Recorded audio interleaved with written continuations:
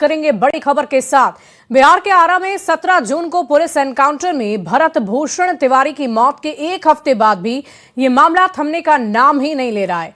Police ने जिस तरह से भरत का एनकाउंटर किया उसको लेकर पुलिस सवालों के घेरे में है। परिवार हर हाल में इंसाफ की मांग कर रहा है। दोषी पुलिसकर्मियों पर हत्या का केस दर्ज करने कड़ी सजा की मांग कर रहे हैं। बढ़ते बवाल और दबाव के बीच सीएम सम्राट चौधरी ने भी न्यायिक जांच के आदेश दिए हैं। ये मामला मानवाधिकार आयोग से लेकर सुप्रीम कोर्ट तक पहुंच चुका है और इस पूरे मामले में 6 पुलिसकर्मियों को सस्पेंड किया जा चुका है। इन सब के बीच हर दिन पीड़ित परिवार को इंसाफ दिलाने की लड़ाई तेज होती जा रही है।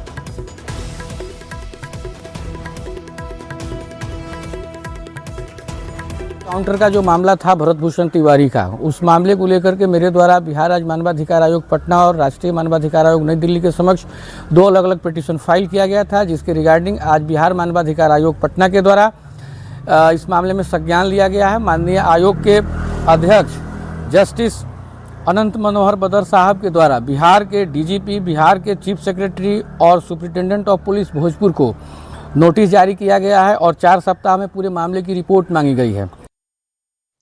तो भरत तिवारी एनकाउंटर के मामले में बिहार राज्य मानवाधिकार आयोग ने संज्ञान ले लिया। इस आयोग में याचिका दायर करने के बाद बिहार के मुख्य सचिव, डीजीपी और भोजपुर के एसपी को तलब किया गया है। 4 हफ्ते में इस पूरे मामले की रिपोर्ट मांगी गई है।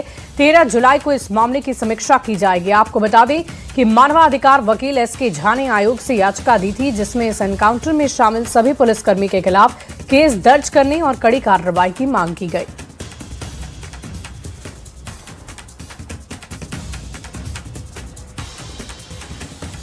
देखिए, भरत तिवारी एनकाउंटर के मामले में घटना के 5 दिन बीत जाने के बावजूद परिजनों के आवेदन पर एफआईआर दर्ज न होने से नाराजगी बढ़ती ही जा रही है। परिजन दोषी पुलिसकर्मियों पर केस दर्ज कर गिरफ्तारी और कड़ी कार्रवाई की मांग कर रहे हैं। पिता सीन तिवारी ने आरोप लगाया कि आत्मसमर्पण के बाद भी बेटे को गोली मारी गई।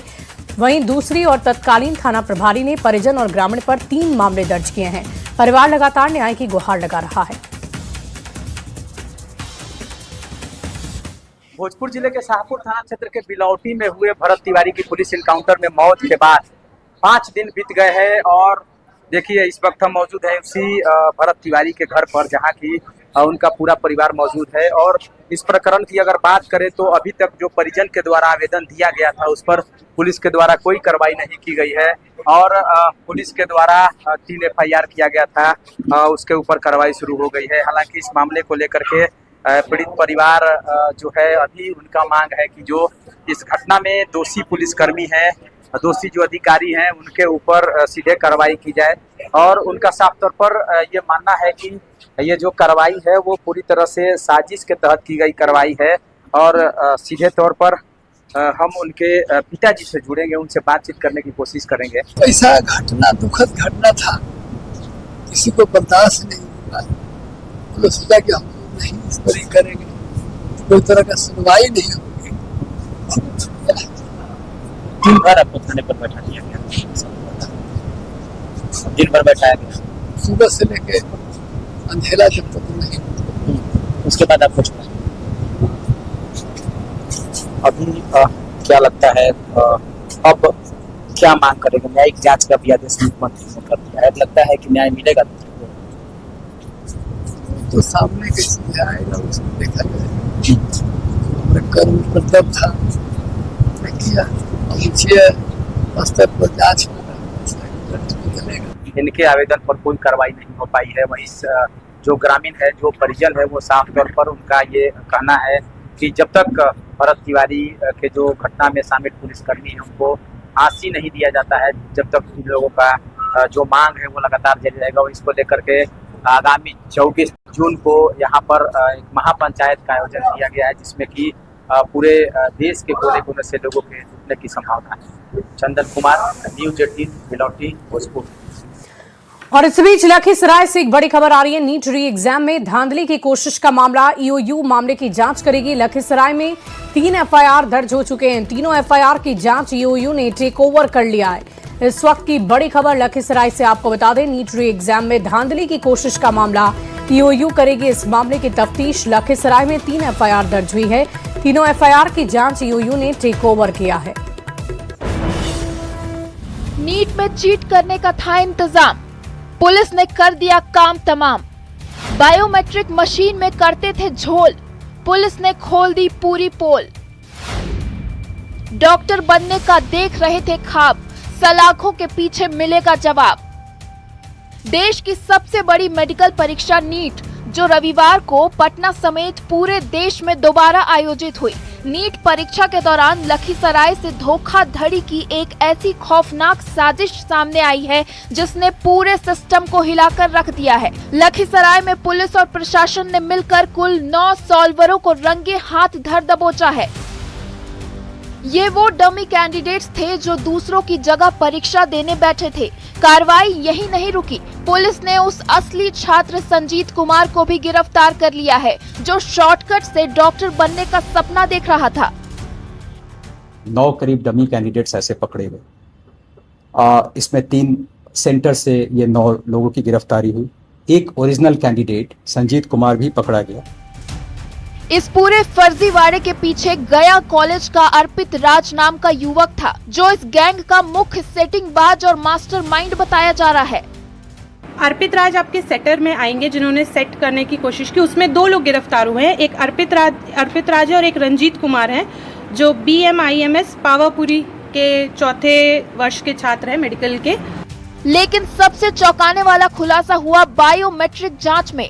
परीक्षा को पारदर्शी बनाने के लिए लगाई गई बायोमेट्रिक प्रक्रिया से जुड़े 18 कर्मियों को भी पुलिस ने दबोचा है। इन पर आरोप है कि ये पैसे के लालच में डमी कैंडिडेट्स की मदद के लिए बायोमेट्रिक डेटा में ही हेरफेर कर रहे थे। हसनपुर में एक लड़का गलत पाया गया। पूछताछ के दौरान वो पुलिस का जो SDPO साहब हैं, SDO साहब हैं, उनके द्वारा एक को डिटेन किया गया वहाँ पर, और वो लड़का पूछताछ के बाद पता चल गया कि वो गलत है। एक तरफ जहां लाखों छात्र दिन रात मेहनत कर परीक्षा दे रहे थे, वहीं दूसरी तरफ ये गैंग सिस्टम में सेंध लगाने की फिराक में था। लेकिन पुलिस की मुस्तैदी से 9 सॉल्वर, 18 बायोमेट्रिक कर्मी, एक असली छात्र और 2 मास्टरमाइंड समेत कुल 30 लोग अब सलाखों के पीछे हैं। पुलिस अब इस पूरे रैकेट के नेटवर्क को खंगालने में जुटी है कि इसके तार और कहां-कहां जुड़े हैं। देखिए, सीएम सम्राट चौधरी ने लालू परिवार पर बड़ा हमला बोला है। सम्राट चौधरी ने बंगले और सुरक्षा पर चल रही सियासत के बीच लालू परिवार को खरी खरी सुना दी है। सम्राट चौधरी ने लालू परिवार के दिल्ली से लेकर महुआबाद तक के बंगले को गिनवा दिया। सम्राट ने बिना नाम लिए लालू प्रसाद को खलनायक बताया। सम्राट के इस बयान के बाद सियासत सुलग गई है।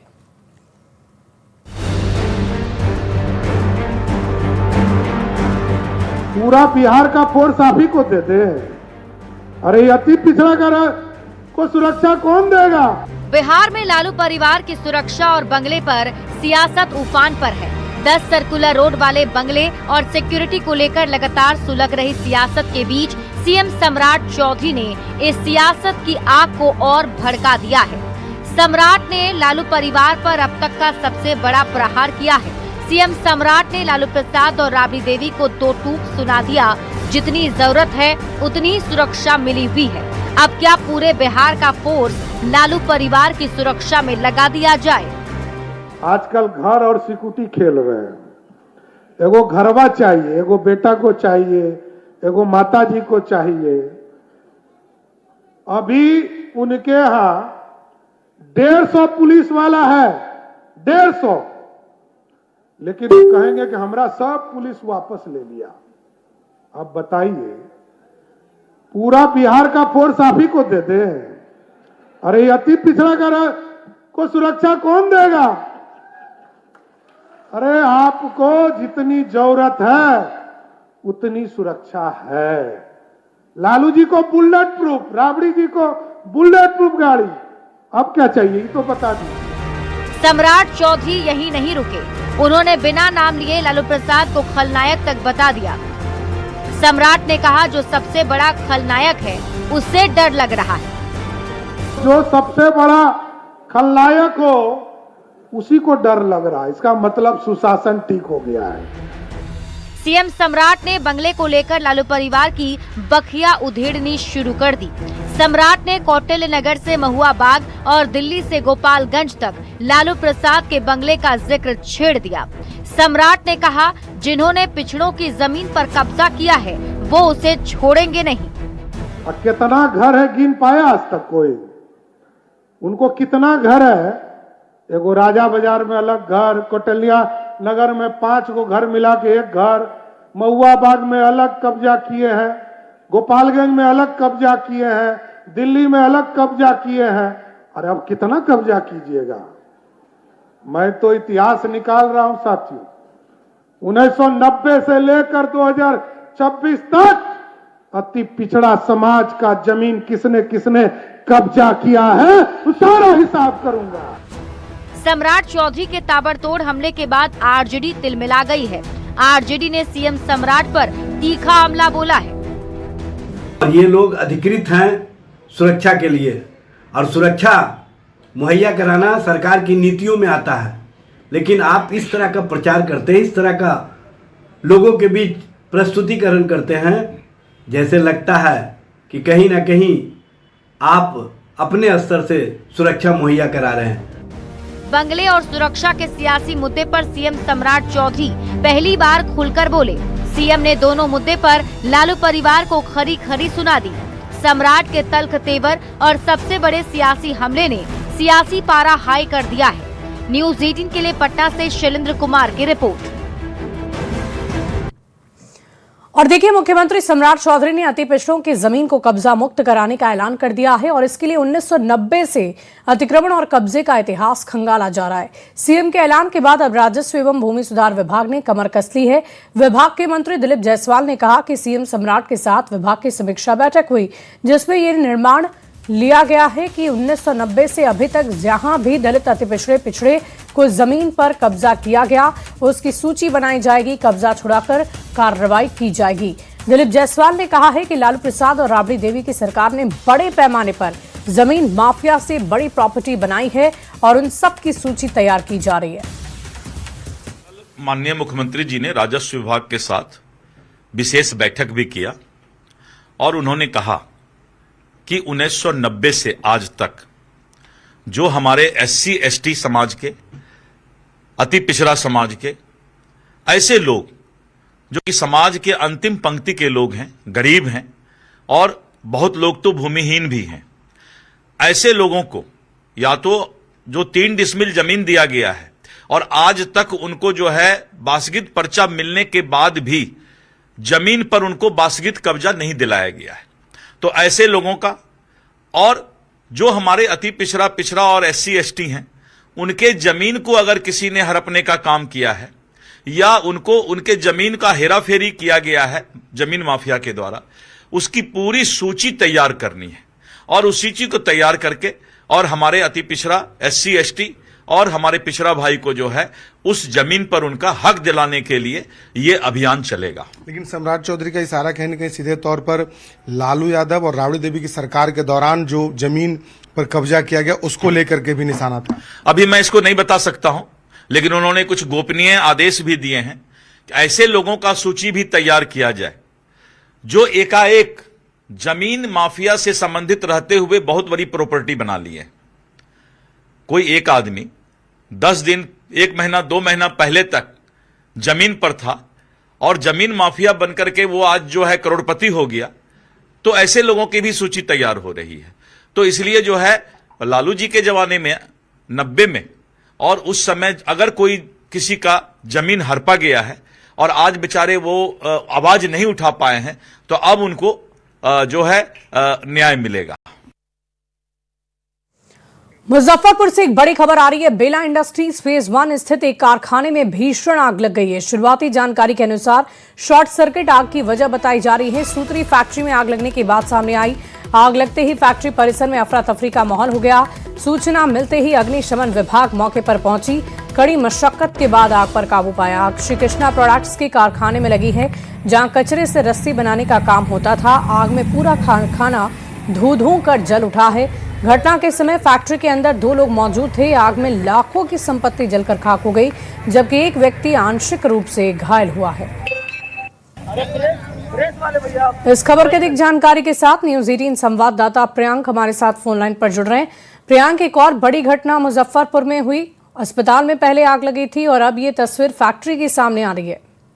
जी बिल्कुल, ये जो है मुजफ्फरपुर के बेला औद्योगिक क्षेत्र की तस्वीर है और वहाँ पे जो है एक कचरा से रस्सी बनाने वाली फैक्ट्री है, श्री कृष्णा प्रोडक्ट्स, जो जहाँ पे कचरा से रस्सी बनाया जाता है और छोटा सा एक कारखाना है, मध्यम आकार का कारखाना है, जहाँ पर अचानक शॉर्ट सर्किट से आग लगने की बात सामने आई है। और आग इतनी तेजी से फैली कि पूरा जो कचरा भरा था अंदर जिससे रस्सी बनाई जाती थी, उन कचरों में आग पकड़ लिया। प्लास्टिक का कचरा था तो जिससे वह तेजी से आग पकड़ लिया। मौके पर अग्निशमन की टीम पहुंची, 5 से 6 गाड़ियां जो है बुलाई गई, जिसके बाद है सो काफी मशक्कत के बाद अंततः आग पर काबू पा लिया गया है। लेकिन एक व्यक्ति जो है आंशिक रूप से जख्मी हुए हैं। फिलहाल अग्निशमन विभाग की टीम जो है इस आग को पूरी तरीके से कंट्रोल करने में लगी हुई है कि कहीं किसी तरह की कमी नहीं रह जाए, और इसको लेकर भी जांच कर रही है कि आखिर इतनी बड़ी वारदातें बार बार हो जा रही है और उसको लेकर भी अभी तक फैक्ट्री या फिर बड़े प्रतिष्ठान जो है वह जागरूक क्यों नहीं हो रहे हैं। तो इसको लेकर भी जांच की जा रही है कि क्या अग्नि से संबंधित सुरक्षा की व्यवस्था वहां पर की गई थी कि नहीं। जी, और ये तस्वीरें आपको सुपर एक्सक्लूसिव दिखा रहे हैं। एक व्यक्ति आंशिक रूप से झुलसा है। एक मध्यम वर्ग की ये फैक्ट्री है जिसमें आप देख पा रहे हैं कारखाने में भीषण आग लग गई है। और ये तस्वीरें आपको हम दिखा रहे हैं, बेला इंडस्ट्रीज फेज 1 में हादसा हुआ है जिससे जुड़ी ये तस्वीर आप देखिए। सूत्री फैक्ट्री में भीषण आग लग गई है। शॉर्ट सर्किट से आग लगने की आशंका जताई जा रही है।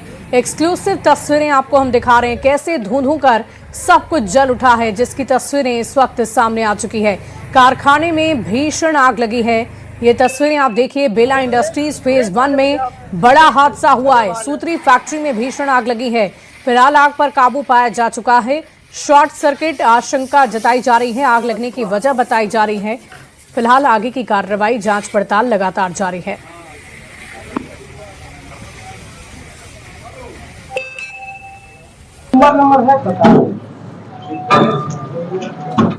और देखिए, बिहार के सरकारी स्कूलों में शिक्षकों की कमी ना हो, बच्चों को अच्छी शिक्षा मिले, इसको लेकर एक नया सिस्टम लागू कर दिया गया है। और ऐसे में अब किसी भी क्लास में शिक्षक की कमी नहीं होगी। हर 30 छात्र पर एक शिक्षक होंगे। वास्तविक नामांकन और कक्षा की स्थिति के आधार पर ही शिक्षक पदस्थापित होंगे। वहीं कक्षा 1 से लेकर 5वीं और कक्षा 6 से लेकर 8वीं तक को अलग अलग शैक्षणिक इकाई माना जाएगा। दोनों ही इकाई के लिए अलग अलग अनुपात भी होंगे और एक ही स्कूल में 2 इकाई होने के बाद भी एक ही हेडमास्टर होंगे। तो देखिए, ये पूरी तैयारी की जा रही है। बिहार में शिक्षा व्यवस्था की गुणवत्ता को और भी ज्यादा बेहतर बनाने के लिए सरकार की तरफ से ये पहल की जा रही है, जहां बच्चे और शिक्षकों के रेशियो में बराबरी हो, ज्यादा या कमी ना हो, इसकी वजह से किसी तरह की कोई परेशानी ना हो, अच्छी शिक्षा बच्चों को मिले, इसे लेकर ये नया सिस्टम लागू कर दिया जाएगा। ऐसे में अब किसी भी क्लास में शिक्षकों की कमी भी नहीं होगी और हर 30 छात्र पर एक शिक्षक निर्धारित होंगे। वास्तविक नामांकन और कक्षा की स्थिति के आधार पर ही शिक्षक को पदस्थापित किया जाएगा। वहीं कक्षा 1 से लेकर 5वीं और कक्षा 6 से लेकर 8वीं तक को अलग अलग शैक्षणिक इकाई माना जाएगा और दोनों ही इकाई के लिए अलग अलग अनुपात होंगे। एक ही स्कूल में 2 इकाई होने के बाद भी एक ही हेडमास्टर होंगे। और देखिए, अब जरा कक्षा 1 से लेकर 5 तक के स्कूलों के लिए छात्र और शिक्षकों के अनुपात को आप समझ लीजिए कि ये रेशियो क्या होने वाला है। सबसे पहले 1 से लेकर अगर 6ठी क्लास तक की बात करें तो 2 शिक्षक होंगे। 61 से 90 अगर बच्चों की संख्या है तो 3 शिक्षक वहां पर होंगे। 91 से अगर 120 अगर छात्रों की संख्या होगी तो 4 शिक्षक उनके ऊपर निर्धारित होंगे। 121 से अगर 150 छात्रों की संख्या है तो 5 शिक्षक उनके ऊपर निर्धारित होंगे। वहीं 150 से अगर अधिक छात्रों की संख्या होती है तो 5 शिक्षक और साथ में प्लस 1 प्रधान शिक्षक भी होंगे। तो ये रेशियो रखा जाएगा। वहीं कक्षा 6 से लेकर 8 तक के स्कूल के लिए भी विशेष व्यवस्था होगी। सभी स्कूल में विज्ञान, गणित, सामाजिक अध्ययन और भाषा, जो सामान्यतः हिंदी के होंगे, एक शिक्षक होंगे। अगर स्कूल में 105 से 140 छात्र होंगे तो चौथा शिक्षक अंग्रेजी का होगा, यानी इंग्लिश पढ़ाएगा। अगर उससे ऊपर 175 तक छात्रों की संख्या होती है तो 5वां शिक्षक संस्कृत या उर्दू का होगा। यानी कि लैंग्वेज शिक्षकों का कैसे डिस्ट्रीब्यूशन हो रहा है, इसकी जानकारी आपको दे रही हूं। अगर 175 से भी ऊपर छात्र होते हैं तो एक और अतिरिक्त शिक्षक दिए जाएंगे। तो ये रेशियो होगा। सभी स्कूल में विज्ञान गणित के एक शिक्षक होंगे। सामाजिक अध्ययन और भाषा, सामान्यतः हिंदी, उर्दू और अंग्रेजी भाषा को लेकर भी शिक्षकों के रेशियो को तय किया जा चुका है। बढ़ते आगे, अगली खबर कैमूर से है, जहां चैनपुर प्रखंड के करकतगढ़ गांव में भीषण गर्मी के बीच पेयजल संकट गहरा गया है। ग्रामीणों का आरोप है कि गांव में 8 हैंडपंप में केवल एक ही चालू हैंडपंप है और बाकी लंबे समय से खराब पड़े हुए हैं। पानी की किल्लत की वजह से लोग बेहद परेशान हैं। महिलाएं, बच्चे मजबूरी में नदी से पानी लाते हैं और उसका इस्तेमाल करते हैं। ग्रामीणों ने प्रशासन और संबंधित विभाग पर लापरवाही के आरोप लगाए हैं और जल्द ही अस्थायी समाधान की मांग की है। कल है जिसमें एक चलता है और न तो पानी है, न तो लाइन है, न तो शिक्षा है, कोई सब तो अभाव है। रोड भी नहीं है, पानी भी नहीं है। पानी बिना तो सब लोग तड़पते हैं। एक तो चापाकल है जिसमें 10-20 ठो पहुँचेंगे, वो अपने में कहेंगे पहले हम भरब, तो पहले हम भरब, लेने के देने वाला कल जो है तो खराब बा। अरे लाइन का वही समस्या है कि मैंने किरासन तेल भी नहीं मिल रहा है। वो घड़ी कहना है कि हमारा भतीजा हुआ, चचा हुआ, गवाही का ये बतिया हो ना, ऐसा ही कहना जा। अब का कहना जा। अरे गोड़ धरते चाची, गोड़ धरते माई, आज पनिया के बेरी हमन गोड़ धरते जैसे नहीं खाए आवत लोग, कोई पूछे नहीं खाया नहीं, कोई पूछे के आई का करे आई कहो उतना दूर पानी के आवत बा, नहीं वो टोला ले आवत बा, नहीं कि है कुछ कल बा चाहिए वो टोला कल बा बनवा दे। और देखिए, बिहार में औद्योगिक विकास की रफ्तार तेज होती हुई नजर आ रही है। मुजफ्फरपुर के बेला के बाद अब मोतीपुर औद्योगिक क्षेत्र बहुत तेजी से विकसित हो रहा है। मोतीपुर के महवल इलाके में इथेनॉल प्लांट के बाद कई बड़े उद्योग स्थापित किए जा रहे हैं। हाल ही में यहां पर सीमेंट फैक्ट्री लगाने की घोषणा की गई है, जबकि लेदर क्लस्टर का काम भी अंतिम चरण में पहुंच चुका है। नए उद्योगों के आने से स्थानीय युवाओं में रोजगार की उम्मीद बढ़ रही है। लोगों का कहना है कि इससे रोजगार के अवसर बढ़ेंगे और नौकरी के लिए दूसरे राज्यों से पलायन भी कम होगा। बढ़ते आगे, खबर दानापुर से आ रही है, जहां दानापुर छावनी परिसर क्षेत्र के सदर बाजार में प्रशासन ने अतिक्रमण के खिलाफ बड़ी कार्रवाई कर दी है। अतिक्रमण हटाने के लिए बुलडोजर चलाया गया, जिससे इलाके में हड़कंप मच गया। इस कार्रवाई के दौरान कुछ लोगों ने विरोध जताया, लेकिन प्रशासन ने अभियान जारी रखा। अतिक्रमण हटाओ अभियान के दौरान सुरक्षा व्यवस्था बनाए रखने के लिए पुलिस बल भी तैनात की गई।